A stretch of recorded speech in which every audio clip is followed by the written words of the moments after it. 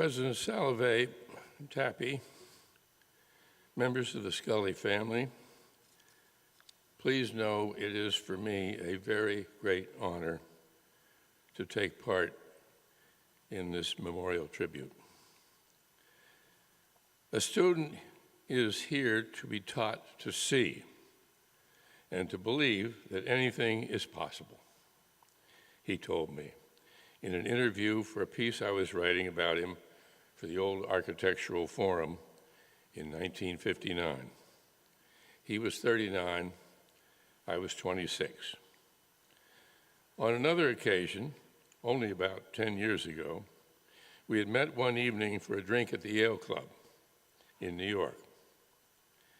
And as we stepped out of the elevator at the second floor and walked into the main lounge, he stopped to look up at the spectacular ceiling of that room and exclaimed very softly, almost as if he were talking to himself, "God, I love Yale." He had only just gotten off the train from New Haven, but then, of course, the Yale Club is another of the masterworks, outstanding works, of James Gamble Rogers, the genius who created Harkness Tower and so much else all around us here. Less than a year ago, in the course of a conversation, I asked Vince, who was your favorite teacher?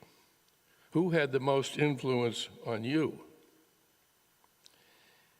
He said she was his New Haven High School English teacher, senior year, Miss Sheridan, he said.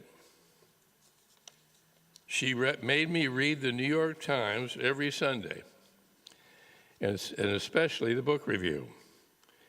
It was then I came to realize, as I never had until then, how much there was to read.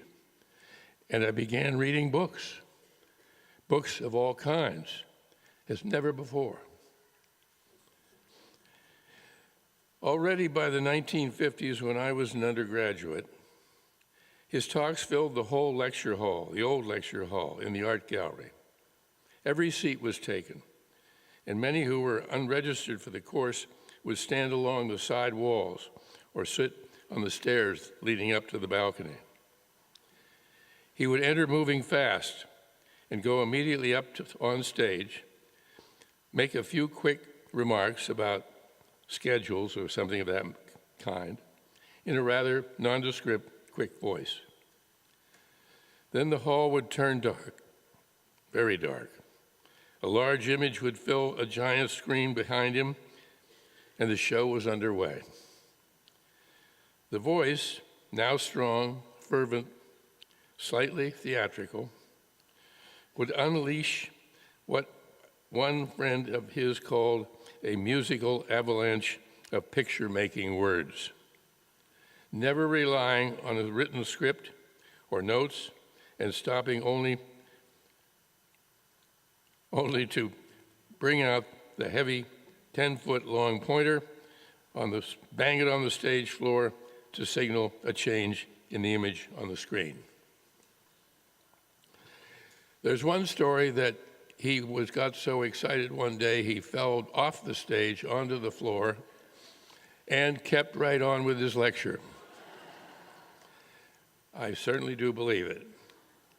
Often to make a point about a particular painting or work of architecture, he would throw in an unexpected quote from James Joyce or Scott Fitzgerald or Pilgrim's Progress or the Odyssey, you name it, and often with marked effect, though there were times when the connection seemed a bit of a stretch. Many of his most impassioned lectures would be long remembered and have far-reaching effect.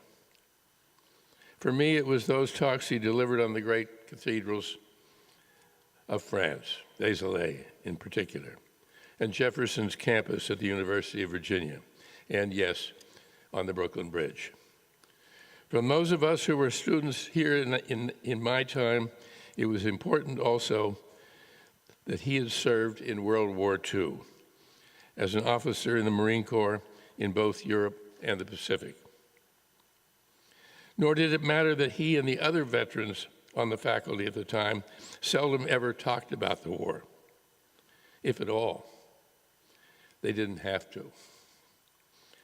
One beautiful spring evening back then,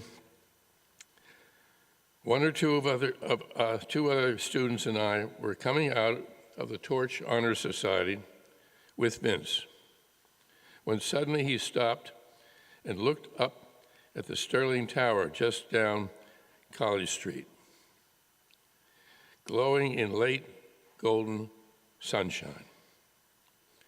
"Look at that," he said. "Architects don't build just with steel and stone. They build with light." He helped us to see as no one ever had. Helped us also, importantly, to understand that history is far more than just politics and war. He showed us what he loved, again and again, and with genuine, infectious enthusiasm. We can never say enough in tribute or in gratitude to our great teachers. In so many measurable ways, they are the most important and admirable men and women of all. We can never give them enough credit or express sufficient appreciation. Above all, they have generation after generation shaped our values, our sense